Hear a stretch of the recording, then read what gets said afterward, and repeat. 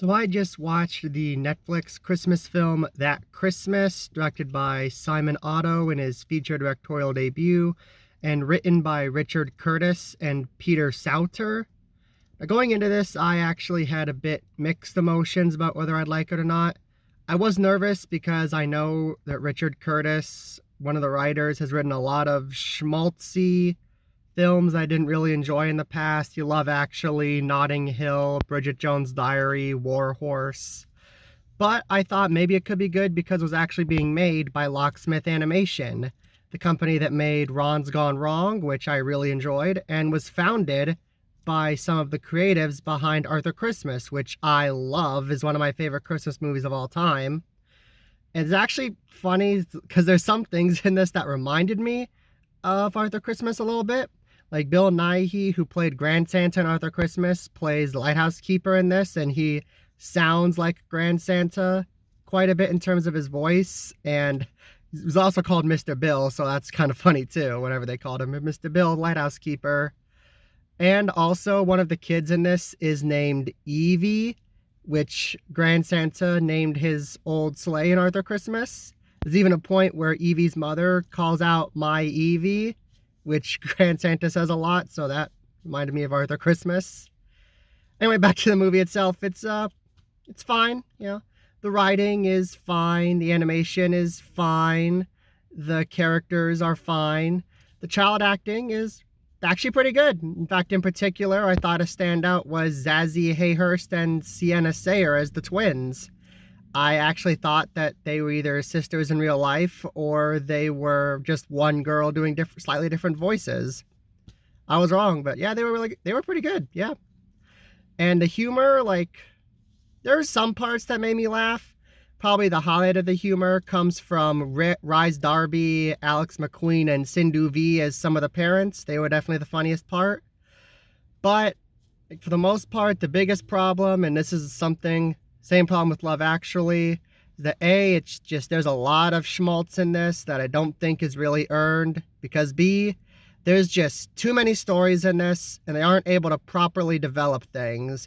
Like, if they had just focused on one or two of the stories they tell in this, then maybe it could have worked, but, like, okay, so we have this story about a kid who's a child of divorce, and he has to deal with the fact that his mom has to work and his dad's not going to be there.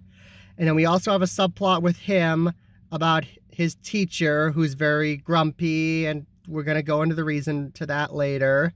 And then you also have a subplot where this kid has a crush on one of the twins.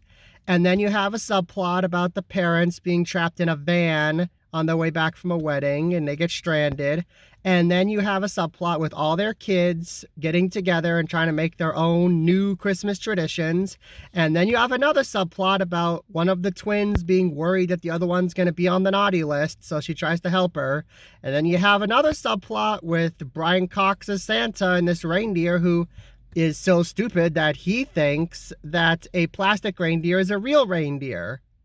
Yeah, that happens. And then there's another point in the last 10 minutes of the movie where one of the kids runs away and they have to go find them. Like, this is too much. It's a 90-minute film and it is way too much. But at the same time, it just feels like it goes on a bit too long because, like, I remember pausing it around the time Christmas Eve was ending and Santa was coming. And it was less than halfway through the movie. I was like, how is there still over half the movie left? I was ready for it to start wrapping up, but there was still a lot more.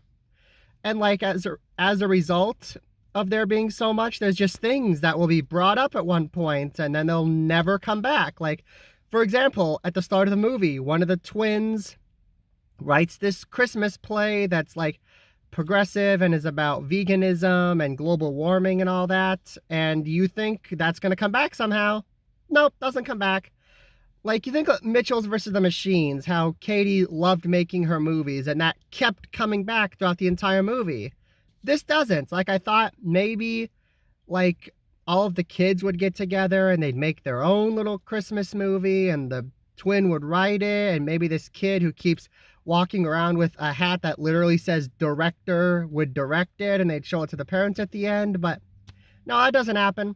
Instead, they got to focus the ending on just a girl who gets lost, and it's like, even then, there's like one scene that foreshadows this where she like sneaks into the parents' van before they leave, but outside of that, no, does no foreshadowing, just comes right out of nowhere. And like there is one scene in this movie that, without going into spoilers, totally rips off the ending of Polar Express. And it's like, if you're gonna rip off a scene from a Christmas movie, maybe don't do it for like one of the more recent classic Christmas films.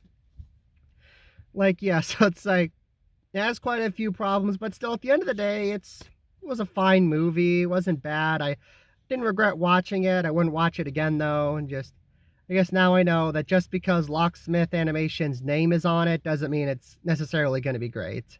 So I'm going to give this film a C. And if there's one note I can end this discussion on is that, well, the movie ends with the song Christmas Lights by Coldplay. That's actually a really underrated Christmas song in my opinion. I listen to it unironically like throughout the entire year, even when it's not Christmas. And so yeah, that's how I'm going to end this. Those are my thoughts on That Christmas. Thank you for watching. Be sure to let me know what you thought about the film in the comments if you watched it. Be sure to subscribe so you can see more reviews like this in the future, and I will see you next time. Have a great day.